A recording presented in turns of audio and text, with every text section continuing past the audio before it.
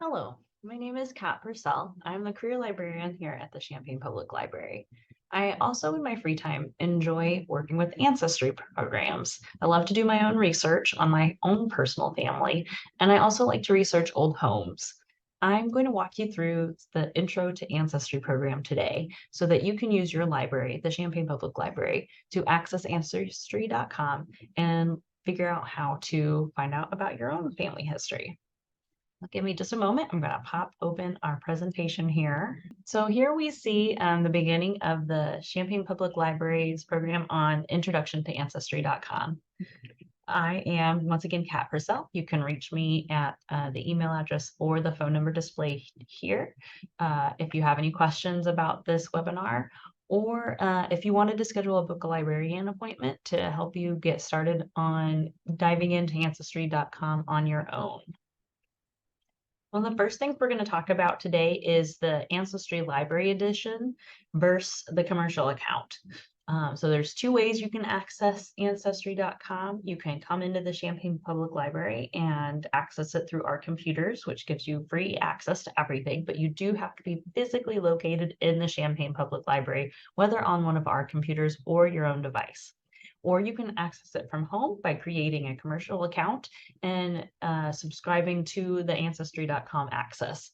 But we're also going to talk about how to create your own free login that you can access from home to create your own personal Ancestry tree. We're also going to discuss how to access the site from the library and how to navigate the site. And then we're going to get into creating your own account and creating a family tree. So first, let's talk about the differences between the Ancestry Library Edition and a commercial account. So if you're accessing Ancestry Library from the library account, you're going to need to be physically in the library. You can do this on one of our own computers, or like I mentioned just a little bit ago, you can bring in your own laptop or your own iPad. And as long as you're physically in the building connected to the library's Wi-Fi, you can also still have access to Ancestry.com and their research documents. It includes international records. So if you are trying to track down ancestors that were located overseas, you can still access those records. There is no DNA content though. So if you wanted to do a DNA analysis of your own ancestry research, you would need to create a commercial account for that. But you do still have access to family trees, and you can see message boards, but you cannot respond to them or comment. A commercial account will give you access to a paid subscription. You can access it anywhere at the library or at home or on vacation in France. And it does include international records, but it is an extra subscription fee based in addition to the basic cost. DNA content is extra. You can either create a free account and submit your DNA account, your DNA analysis through your own free account, or you can pay additional content once you've submitted your DNA for further things. And we won't get into that here at the library because that's a whole other can of worms. But you also have access to all the family trees ability to build out, and you can access message boards with your own account and reply to them to connect to other folks. Why use Ancestry.com? It's a great way to know your family story. Maybe you've got some family lore that has made it down through the generations and you want to find out whether it's true or not. It's a great way to build family connections. I've found second cousins and my own grandpa through Ancestry.com. And it's also a good way to establish some medical and geographical knowledge and where your family is from as well. So now we're going to go into a bit of a demonstration on how to access the site. So give me just a moment as I switch screens.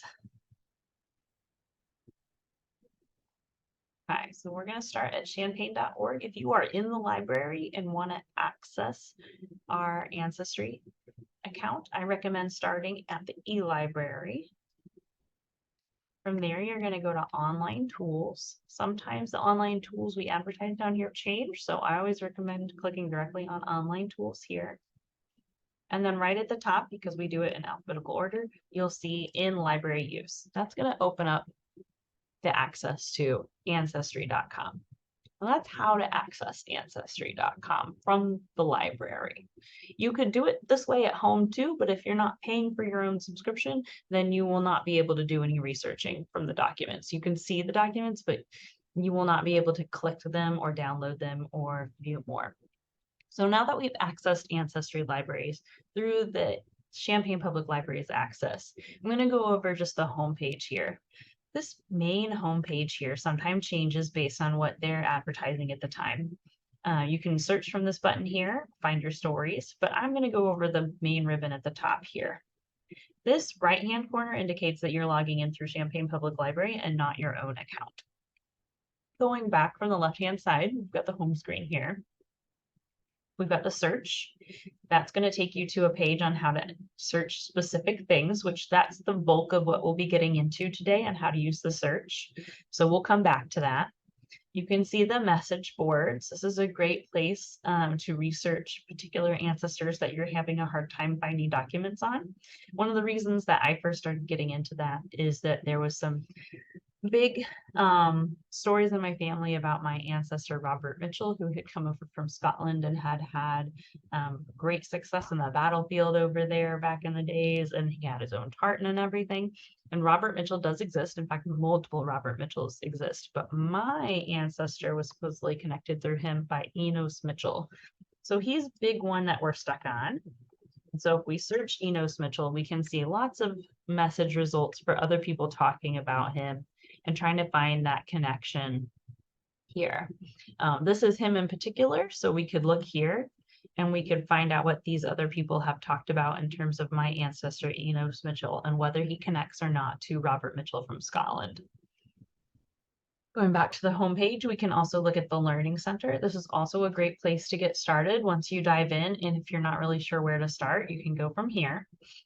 Here's a good tutorial page on getting started with your own family research. There's some top 10 search tips, creating timelines that produce answers, and Ancestry DNA 101, the Insider's Guide. My biggest advice with Ancestry.com is it's really easy to get stuck in a rabbit hole and then go down the different paths that you didn't even see coming in researching your family. So my biggest recommendation is before you get started on Ancestry.com is come in with a goal for that day. Maybe it's a goal to figure out a census record date. Maybe it's a goal on a specific ancestor that you're trying to find out.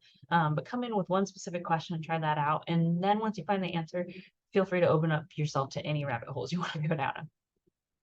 The next research aid that is going on here is the census list. It gives you some 10 census tips. Those are usually the biggest documents that people use to back up their ancestry research because it gives you the time and place, but also often a career or an income, the house number, a location, as well as their neighbors or each of your ancestors' history. So then there's some more guides to that. And then there's Beyond the Basics. So the next place people usually go to research their ancestors are religious records, death records, military favorites, cemetery research, and black sheep people. Because if you have ancestors like I do in your family who had either criminal records or were in asylums, you can use those records to track them down as well. There's also a good part of figuring out the immigration of your ancestors, where how to track that immigrant information down, military records, and then ethnic. If you're researching African American, German or Canadian or Swedish family members, here's some guides to get you started on those because those are really big sticking points on a lot of folks' families. The next thing on navigating their website to get to that is the Learning Center. You'll see here the Learning Center is what we just talked about. The charts and forms is the next big tool. So you can research your family a couple different ways. A lot of folks like to research it physically by having a form in front of your hand to write down while you look up digital records. But I like to do both. So I have digital records, and I'll show you how I often have Ancestry in one tab and my own in another here shortly. But these are some good ones to print out too. As a librarian, I really like to have backed up data. So I have both physical printed ancestral charts for mine, which you can create here and download and fill it in digitally or print it out and then type it in as well. But there's also a research calendar. So if you're creating a schedule of events, or I'm going to go to this place then to research the specific year, what did I find out? That can help you keep track of it. Another really good tool is a research extract. So this is a good example of how you figured out information and what your objective was or your time period spent. Another really good one is a correspondence record. So if you're reaching out to people and connecting on message boards, this is a great way to keep track of who you're researching, the date you sent the information to them, how you emailed them, and what your goal was for finding out about them, and whether they replied to you or not, or what the results of what you found out was. So I found some emails of my grandpa that he had sent through other people on Ancestry.com, and found out some good lore about my family history just from accidentally stumbling across posted emails that my grandpa had sent to somebody else when I was tracing that ancestor down too. My biggest tool that I use is the family group sheet. It can get overwhelming on keeping track of which ancestors you're looking at when. So I have something like this for each ancestor I'm tracking in my family, which goes through a family group record. So it will keep track of a family, and you can start by the spouse, their occupation, their relationship to you, their address or your ancestor address, when they were born, married, christened, died, or buried, their father and mother, and then their spouse, and then it goes into their children's. And then you can correspond that number one children to maybe the title of this page for each person that you go on from there. When you're building out your family group record, I always recommend starting backwards. So when I first started doing ancestry research, I started with myself. And then I worked to my parents and my grandparents and so forth and so on. And the reason that that happens is because you want to establish those connections backwards in time. It's really easy when you're looking through family lore to try and be tempted to start with Enos Mitchell. But if we're looking for the connection between Enos Mitchell and his supposed father, Robert Mitchell, who came directly from Scotland, it's easy to try and want to invent those records if they don't exist. So it's really important to make sure you're working backwards. So you're just going with the established facts until you get to that ancestor that you're really trying to find out about. The next one would be a source summary, which if you're familiar with any kind of academic writing, this is kind of like a bibliography for your ancestors. It's going to give you information about your ancestor, their spouse, their lineage chart, their number if you want to assign them, and any information about them that you found and where you found them from. So that's the big tool of charts and forms. It's a really great place to start. And then they always like to highlight new collections. There's always ancestry records added all the time to the card catalog in Ancestry.com. The biggest one that most people are talking about lately is the 1950 census records just opened up, I think last year. But anytime they're adding to new collections, they're going to go here. And that might be a great place to start if you're trying to get back into that one ancestor you're stuck on finding information for. So that is back to from the website. I'm going to go back to sharing my presentation here.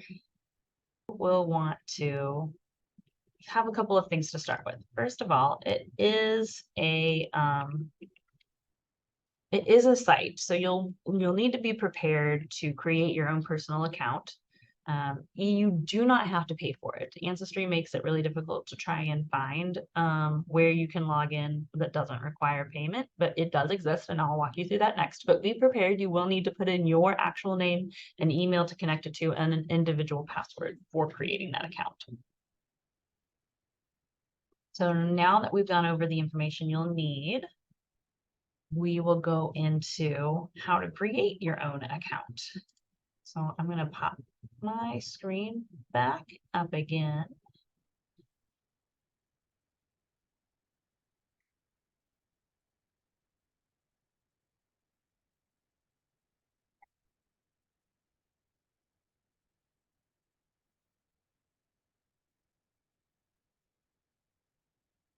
And in this form, we will have, I'm going to have the Ancestry library. I'm going to close out of these tabs, and I'm going to open up Ancestry.com and show you how I have my setup when I do research. So I have the library access here. And in this tab, I'm going to log into my own Ancestry account, which you see here. Now this starts with me, like I said, and then my parents. If I do a search here, let's say I'm looking for my ancestor, Enos Mitchell.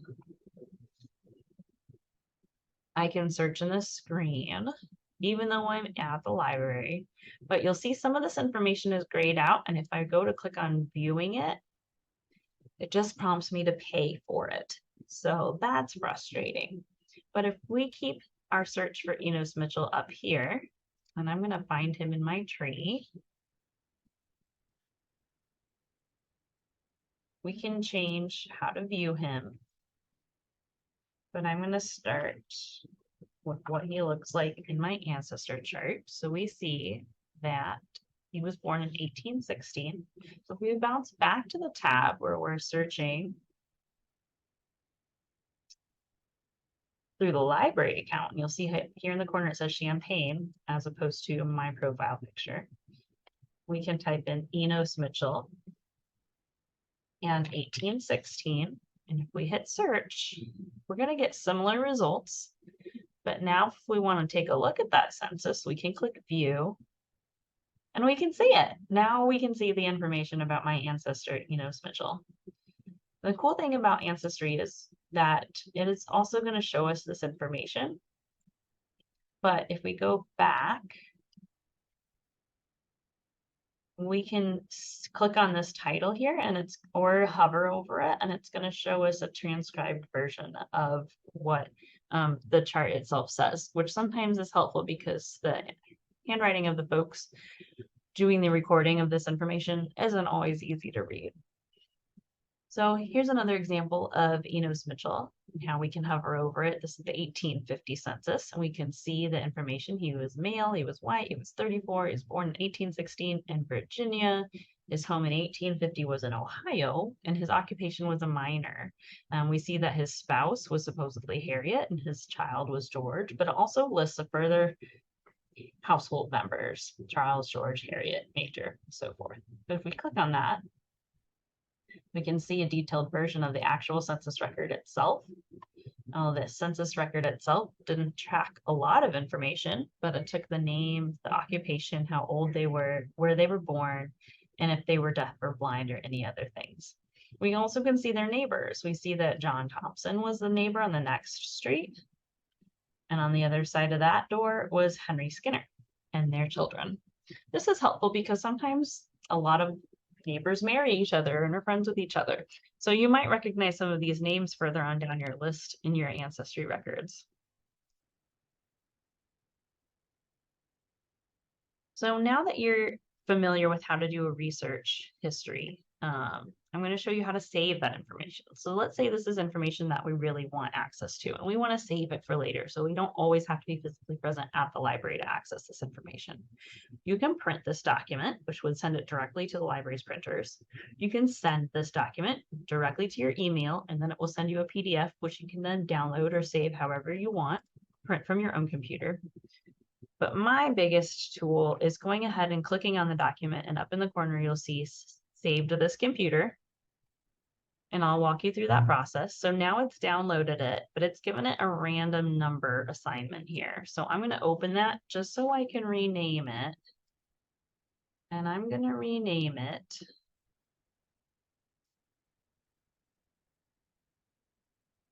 I don't know if it will show you that the way I've got it set up now, but I'm going to name it to 1850 census. And then I always like to put in who it is that is of interest to me from that census record. So this time it's Enos Mitchell. Now I'm going to show you how I can save that to my own file. So if I have a USB drive plugged in, I could save it there. If I have my own chart, I could also save it there. So I'm going to go back to my profile page where I've logged in. And I'm going to open up my relative, Enos Mitchell, and his page. So if you click on his profile, we're going to go back to his exact page. And this is a record of all of the information that I've collected on him so far. So I've got his birth, his death. I've got any relatives, his father, his marriage here, and any of his children lined up. It can be helpful to list all your children that have been had in that ancestry, even if they're your great, great, great, great, great uncle, because you could track them and figure out other connections, maybe through those siblings information. So now that I found this 1850 thing, I like to store all my documents in the gallery, and then I like to add them as a source later. So there's lots of information of other sources that line out to things that I found. As I established, we don't really know that Enos Mitchell is a direct descendant of Robert Mitchell. I have that connected here, but I haven't found proof that the Robert Mitchell from Scotland is actually my ancestor, Enos Mitchell's father. So that's the reason why I have all those other links and conversation debated. But here we've got a gallery and I can add media. So if I have a photo, I can add that here and then I could change it. I currently have his photo set to be his gravestone, but there is a photo of his family here. We also already have a record here of the 1850 census record. And so this has already been uploaded and I've linked it to the other relatives that are mentioned in it in case I need to sort them later. You can also see that other users have saved that information to their own family history. One thing I think that's important to be aware of on Ancestry.com is anybody can add anything that they want to Ancestry.com, and it's not necessarily a verifiable source. So be careful when you're linking the documents that other people have uploaded about your connected ancestor to your own family tree, and just be aware that it might not be accurate. So just take the time to look over it before you connect it to your own tree. So before we go back to my presentation, I wanted to go over the ways that you can set up your family tree. You can make as many family trees as you want. You can create and manage trees here. When I was first getting into this myself, both my grandfathers on my mom and my dad's side had done a lot of family searching. So I had created my own tree that I was using to verify information on, and I had my own grandparents' trees separate from that. So I could verify what they had done and then find documents to prove what they had done correct and share it to my actual tree. So you can create a tree, you can create as many trees as you want. This is the current tree that I have going on. And you can change how it's viewed. Currently, I have this set up as a fan chart, which can be kind of helpful. You can set your start person. So now I've got it back to me, and you can see there's me in the middle, and then both my parents and then their families. And this can be helpful to show those different avenues of possible exploration. But you can also change it to what a lot of people are more used to seeing, which is a vertical tree. And here it's going to give you a little guide. Now we can see little profile pictures I've shown me and my spouse, and then their parents, my parents and their siblings. If I click on my dad, it will show his siblings extended out this way. And now it branches out further and further and further as we go back through the generations. I also like to toggle between these charts if I'm using those sibling connections to try and find more connections. So that's a good way to do that. You can also change it to do horizontal search. I think this is also a handy view to use in different settings so you can figure out which branch to start from. As you've seen, I've gone pretty far back in a lot of my family trees. I think the furthest I've got back is maybe the 13th generation. It's back from me. Some of this information is not verified yet, which is why it's green. The leaf is a little hint. That's where it's going to be if you're wanting to explore those hints that Ancestry is constantly going to be throwing at you. It's helpful to pop that up and then in the other window have your Ancestry library access available, because if you explore those hints, you're not going to be able to view that information, but it's still really important. So you can grab the information here, type in their name and their birth date here, and then find the document and then be able to actually view it and save it. So that's a good way to change search as well. Now that I've gone through different ways to set it up, I'm going to pop back into my presentation and we'll take a look at some specific things to be aware of while you're doing your research. So now that you've created your own tree and you've shaped it out, you can see how to start your tree, how to pick a person to go with, whether you want to look at a pedigree, descendant, family group, or fan chart, and then how to view the pedigree view or the family view or the fan chart. Next, we're going to get into some search tips. So I'm going to briefly go over census records. We have countless access to census records, both federal, state, and international census records through Ancestry Library Edition. As you saw, we looked at the English census record of 1841 for one of my ancestors, and they all are structured differently based on the information that the government was wanting to gather at that time. So here we see an example of an 1890 census record on the right, and then on the left an 1880 census record. And this both has very different categorizations. You can see that pretty much all of them will gather the first and last name, and then age, and then the gender or race. But after that, it really changes. So most commonly, you will see the occupation. And sometimes you'll find out also about how much education they had, or their parents, where their parents were from, whether they were speaking English natively or not. And then sometimes you'll also see some salary information or education information. So here's another thing to be aware of while searching. Names are not always spelled the same in the census records. Here's an example of my ancestor, Peter Van Newport. We see that in one of the census records, it was spelled P Van Niewport. But we also see the previous one, it was Van Niewupot. So those are different names. And then later they ended up anglicizing their name even more. His daughter then listed her name as just Newport as her last name in the next census. So the names can change throughout years, and sometimes that's due to literacy of the person being identified.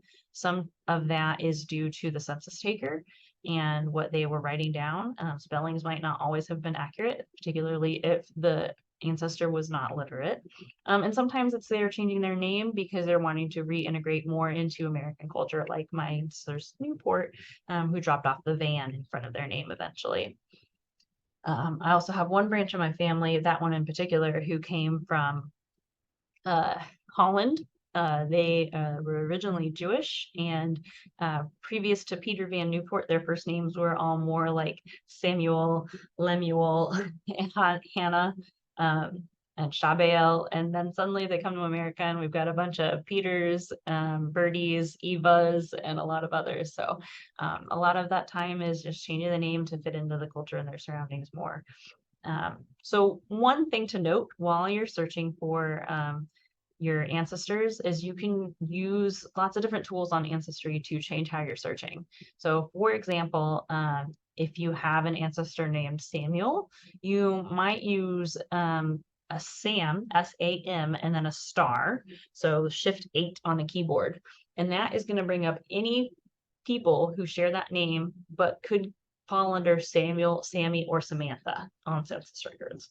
Another option is to use the question mark as a possibility. So if you have the last name Anderson and you're not sure if their name is going to come up spelled Anderson with an E or an O, you can type it out ANDERS question mark N. And then that's going to get you any results with that last name Anderson, which is SON or SEN. And that can help you figure out more about that person by capturing all of those ways that Anderson could have been spelled. Another thing to be aware of is, like I said, name misspellings are expected. I have an ancestor named Phoebe, and across 4 different census records, Phoebe has been spelled 4 different ways. So in one version, it's F-E-E-B-Y, and another it's F-E-B-E, and another it's P-H-E-B-E, and then in a third or fourth, it's spelled P-H-O-E-B-E. So just be aware, name spellings and misspellings are very common. Who knows what it actually was? I suspect Phoebe herself was probably not able to read, so who knows? Her best guess was as good as ours. But knowing that her name could be spelled different ways is a good way to open up yourself to possible records if you're stuck on an ancestor. So here's another example of a census record. This is the 1921. It's just going to show you some few examples. Like I said, sometimes this handwriting can be tricky to read. On Ancestry.com, you can zoom in and zoom out. And if you hover over it, it is going to show you some examples of how they transcribed their name. On this sheet, my ancestor is Ari Sharp, and we see his wife, Eva, and their daughters, Bernice and Agnes. We can see that Ari was a head with a wife and 2 daughters, and we can see their ages. We can also see where they were from, where he was born, and where their parents were from. And then it also lists their occupation, nun, farmer, and then how much they might have made. Here's another example. The 1950s, like I said, were just released.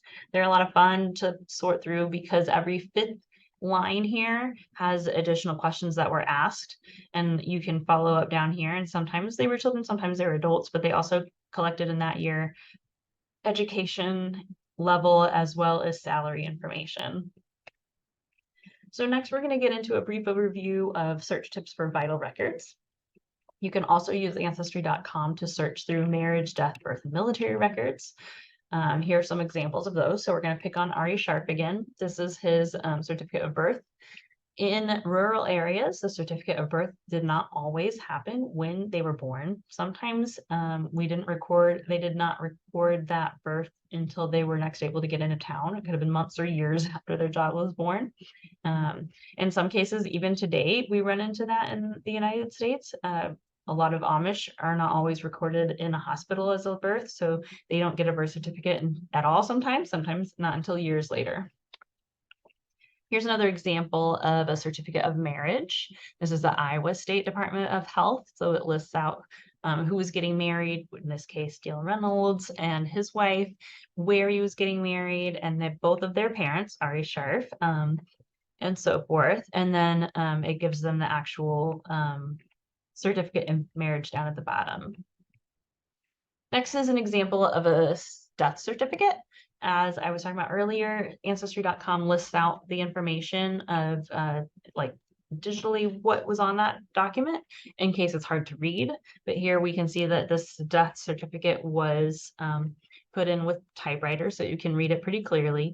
It also gives not just a name of who was married to them, but also their parents. We see James Carpenter and Emma Carpenter there is listed as the parents, but we also get a cause of death, which can be really helpful to figuring out medical information about your family history. Here's an example of a registration draft card. This is for my great-grandpa. And it gives information about when he was born. It also gives them information about which war it was for. And this can also be interesting, not just because it's a military record that's important, but also lists his physical description. So on the back of the card, we also see his height, which was listed as medium. His build was medium, but we also see that he had brown eyes and brown hair. And that can be fun just to touch into what that ancestor would have looked like if you don't get to know them. Next, we're going to briefly go over civil records. These are an added depth of records to explore. You can often use Ancestry to find immigration, city directories, school and church documents, if they had any kind of religious registration. Maybe they went through confirmation or had a baptism. That might show up through Ancestry records. It also lists immigration records. So this is not just an immigration record, but it lists as who they were employed as a vessel crew member. So here we see not only that my ancestor was listed on this particular boat at this particular year, but we also see that he served as a crew member. And we can see what position he had, where he started from on his voyage, and where he left to. Here's another example of a naturalization record. These are also great tools to see. We can find out that my ancestor Ari Sharf down there at the bottom corner was a native of Holland, and he gave up his citizenship to Holland to become United States citizen. So here's some other basic search tips. It's always important to try and have at least 2 of these 3 categories. If you have all of them, great. But it's helpful to have their first and last name.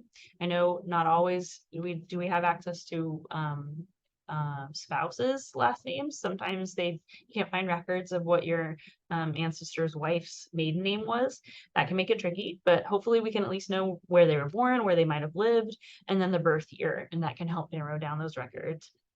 Like I said, it's also important to be aware of spellings. Here's once again that example of my ancestor Phoebe, the different ways that her name has been spelled, and that can help with it. There's also a vast amount of other ancestry-related access sites that you can use, and that could be a whole different series to get into. But you can always find documents, whether you are subscribed or at the library or not, on the National Archives, the Library of Congress, Ellis Island and Foundation information. Those have all kinds of immigration records, and you don't have to have any kind of login at all to find those records. Some other sites that do require some logins but are free are MyHeritage and Family Search. Both of those have subscription access levels, but it is also free to create an account and build out your family tree on those. That being said, if you have any questions, here on YouTube is not the best place for them, but you can always call or email the library. You can call us at 217-403-2000, or you can send an email to librarian@champaign.org, or you can reach out to me, cpurcell@champaign.org. Thank you so much for your time today. I really hope you enjoyed the presentation. Take care.